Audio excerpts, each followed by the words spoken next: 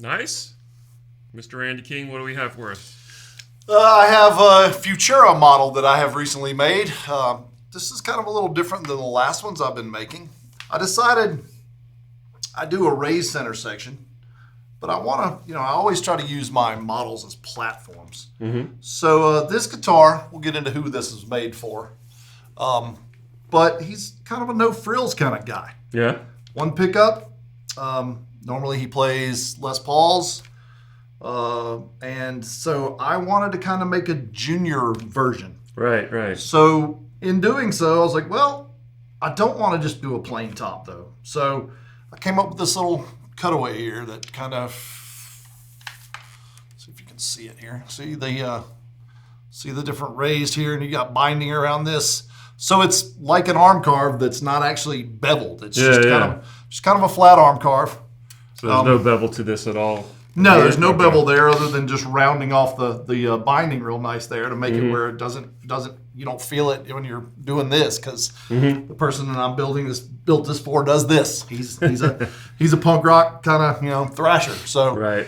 And then I did a real simple finish on this. I ebonized the this is black limba.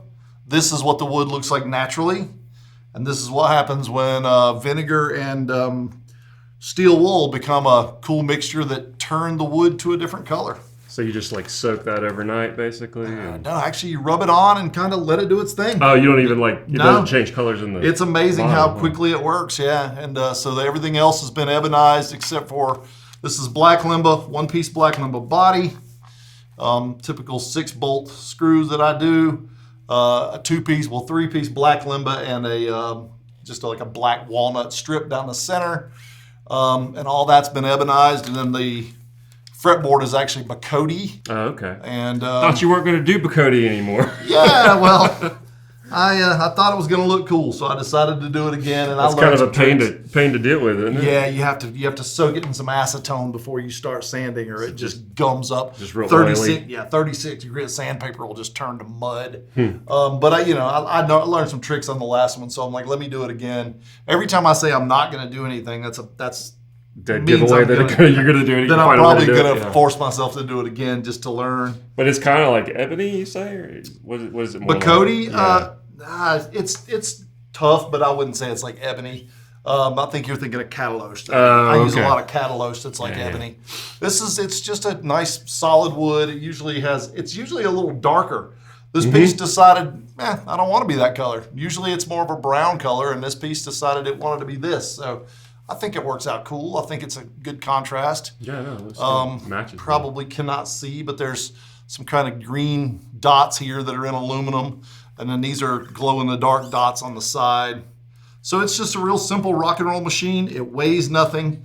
Once again, it's perfectly balanced. If you put this thing on with a strap, and you can dance around like an idiot, and it just stays like that. So somehow or another, I managed to find a way to build a balanced guitar. So it's not neck heavy.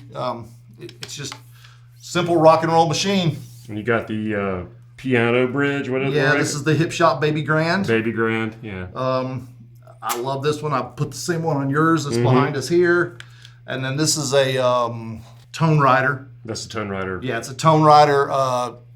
PAF. No, well, it's their PAF. It's an Alnico 4. Oh, okay. So, but this one doesn't have any split or nothing. It's volume and tone, and that's it. Went a little simpler on the back there, where that just pops open.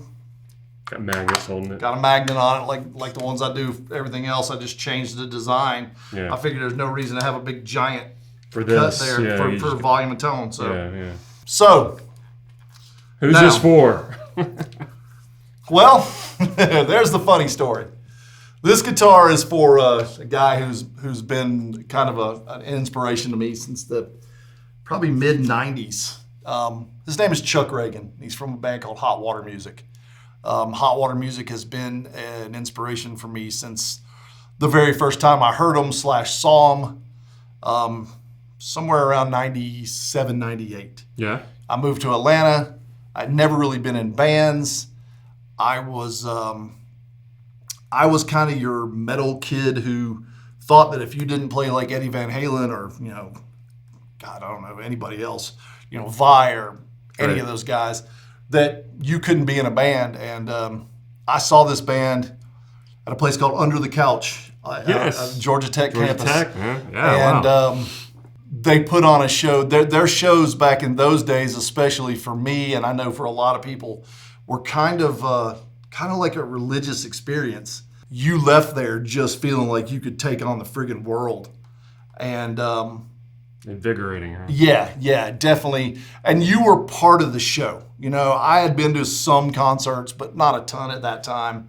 And in that time, the band was, way up there, and you were sitting there watching them in awe, going, "Oh, there's no way I could ever do this." Right. And with these guys, they're kind of post-punk, but they're punk, and so they were kind of my beginnings into some of the smaller groups who, were like, these dudes would tour for 7-8 months. They're from Gainesville, Florida, or they were. They would tour for 7-8 months, and then they would go and work at like McDonald's or something for 3 or 4 months and pull all their money, and then go back on the road in the van. And they were doing the dream that everybody at that time wanted to do. Right. So the band itself has been a huge influence on me. There was a time in the '90s where I worked at this pawn shop, and it was either Quicksand Slip, Hot Water Music's Fuel for the Hate Game, or Forever and Counting, or Helmet's Meantime. That was what was going to be playing on the stereo. Right. CD player was just those four in a constant rotation of those four. So I put Hot Water right there. And then there's another band that Hot Water Music actually I learned about from Hot Water Music. They're called Alkaline Trio. Mm-hmm. Yeah. I saw Alkaline Trio at the 513. So these are like some of my really kind of beginnings of getting into the scene, as much as I hate saying that, and getting in and realizing, hey, I don't have to play ridiculously fast, and I don't have to be the world's greatest shredder. Hell, I don't know what. So Hot Water Music had two vocalists. They still do. Chuck Ragan, who I made this guitar for, and then Chris Wallard.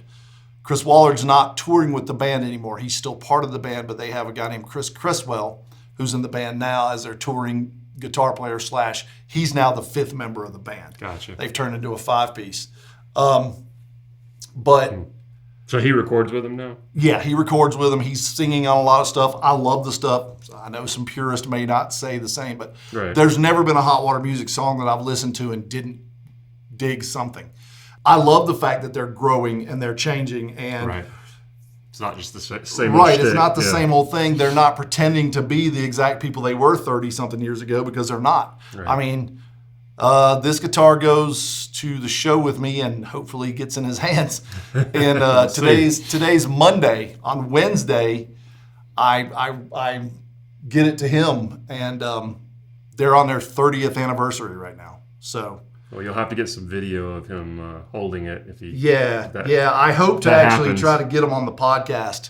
So that'd be great. I think he would do it. So he seems like the nicest guy in the world, and everything I've heard says the same thing. So honestly, when I started my company a few years ago, I was like, man, I want to get one of my guitars in somebody's hands, and who would it be? And I'm going through this list of stuff, and I'm like, who, I actually made a video, like, who is one of your biggest influences? And Hot Water Music just kept popping into my head. Now, again, there was 2 guitar players and singers, and there still is, but Chris Wallard is also just as big to me, but right now he's not touring with the band. But, Wallard, if you want to give me a call, we can talk too. You want to twin? I love you, man. Yeah, we could do whatever. But, so that was one of my things. And then I kind of doubted myself for a minute there. I'm like, I knew Hot Water Music songs for 15 years before I had any idea what the hell they were saying. There's 2 vocalists. They're very gravelly. Sometimes they're singing overlapping lines. Right. I have no idea what they're saying, but I know how it made me feel. And I know that it meant the world to me, whether or not I was saying the right words or whether or not. And the rhythm section of that band is just ridiculous. Their bass player, Jason Black, and their drummer, George Rebello, they're monsters, like jazz kind of guys playing behind all this stuff. Right. Just huge.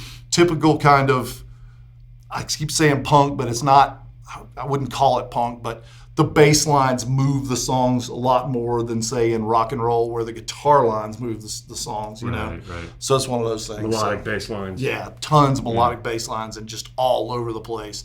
But without looking like hey, look at me, I just played 87 notes. Like everything he plays, he means. So, yeah, I actually put a couple Hot Water Music lyrics inside the neck when I glued it up, and nice. So yeah, like I said, I tried to make a simple rock and roll machine, and I think it turned out to what I was looking for.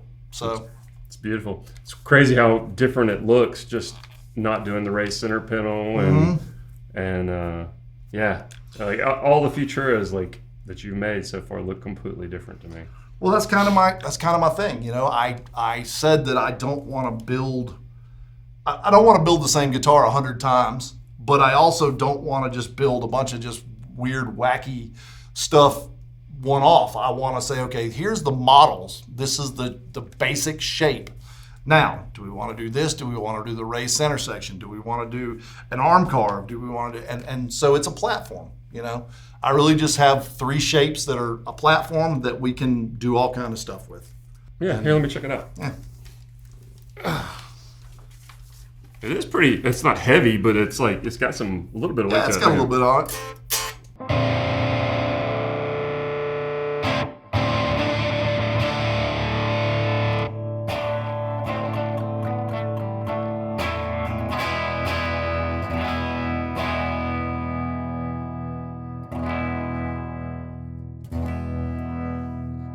Usable tone. So let's see what that does with some fuzz with the roll off.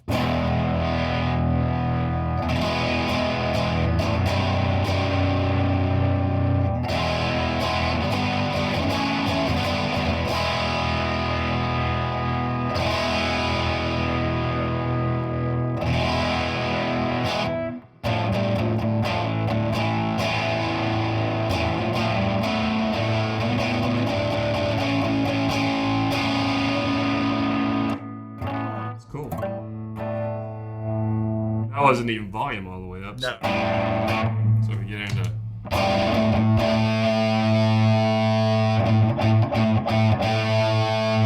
Hear all the.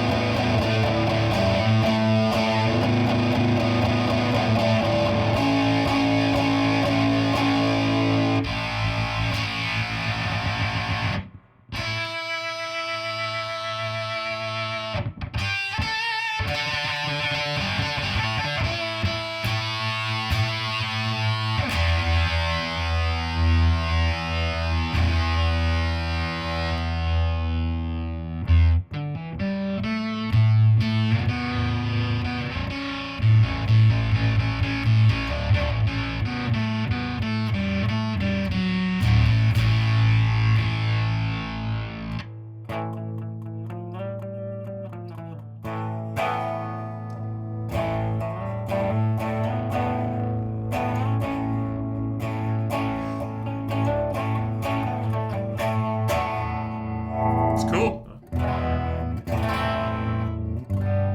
It's not too dark for a humbucker, Right. Yeah. But That humbucker, it's an Alnico 4, and it's again, everybody's kind of got their own taste in pickups and this, that, and the other.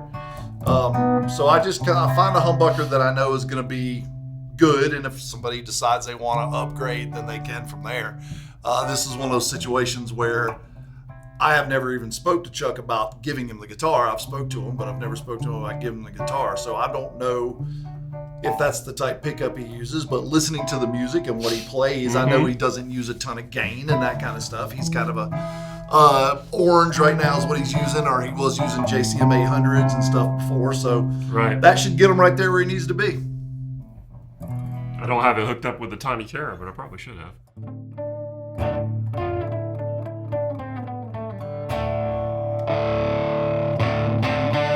Go a little more drive and see.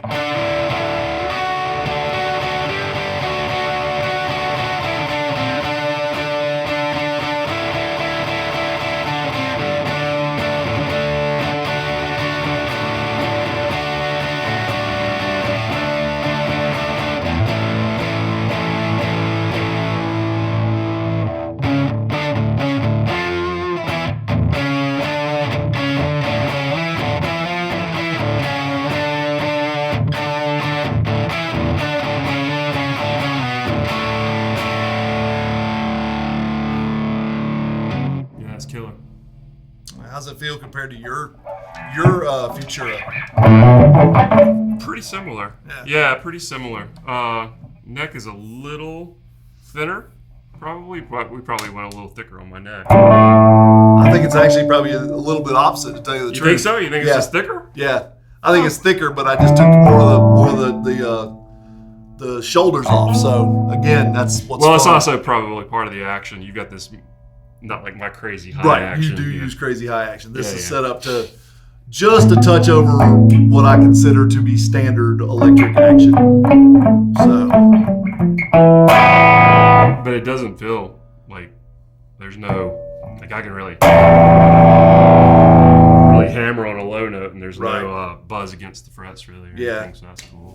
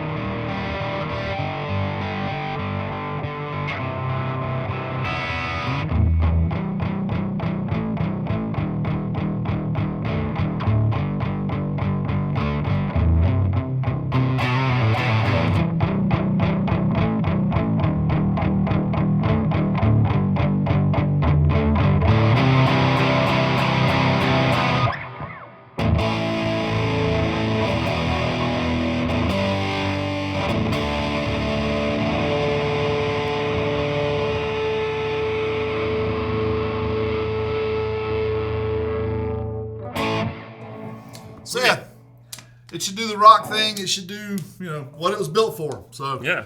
simple, easy, feels very good to the palm. So yeah, neck's not moving anywhere. And you're doing these for what, 2,500?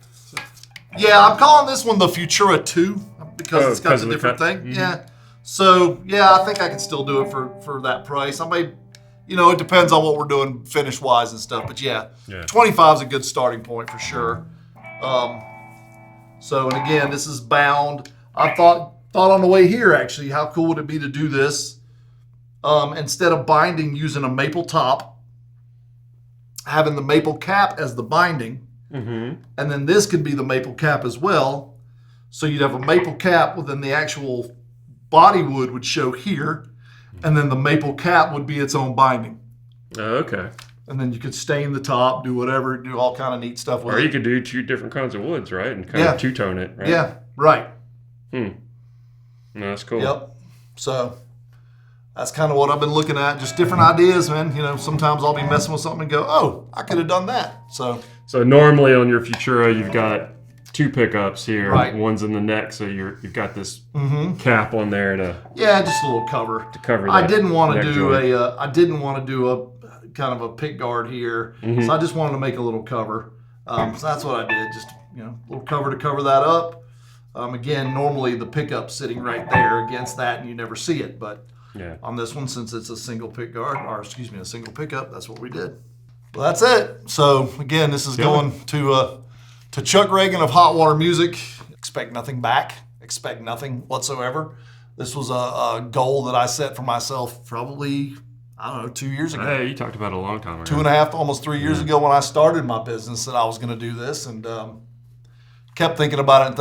And then my lovely wife, Sharon, surprised me with tickets to the show that's coming up. And she said, hey, we got backstage passes to this thing, and you can get your ass to work on that guitar. So here it is. I did it. Killer. So.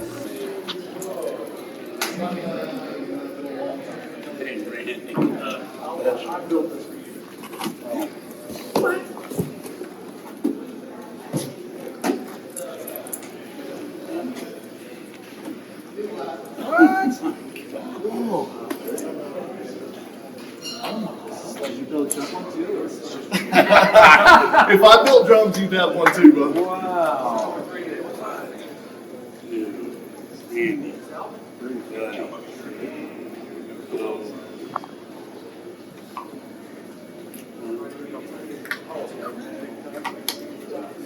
Was that magnetized?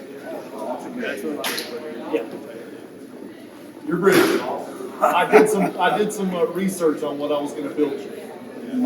This is my design. I call the Futura. No, you're good. Normally I do a raised center section, like a Firebird, okay?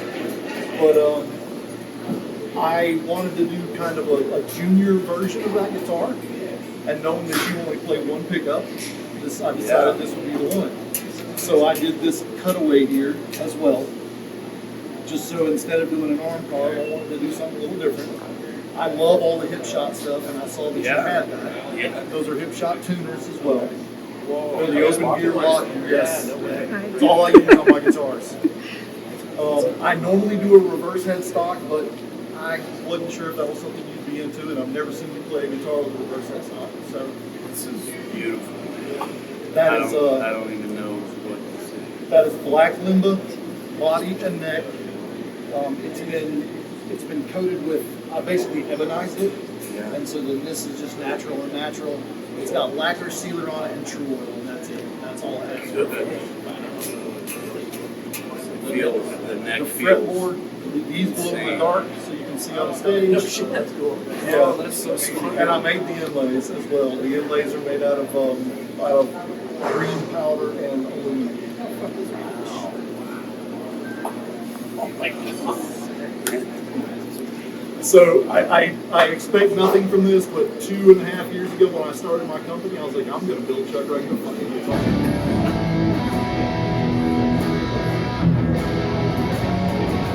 My phone's about to die, by the way. I may have to find a charger.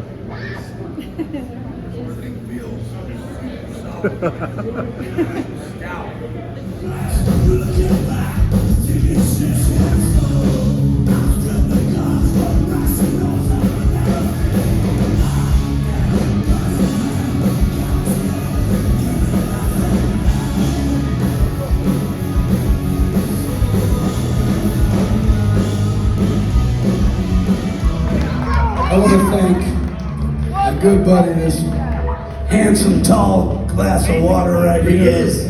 Randy King, right here, gifted us with this absolutely gorgeous. I'm so honored. And I'm trying to beat the hell out of it. It's still in tune. Perfect.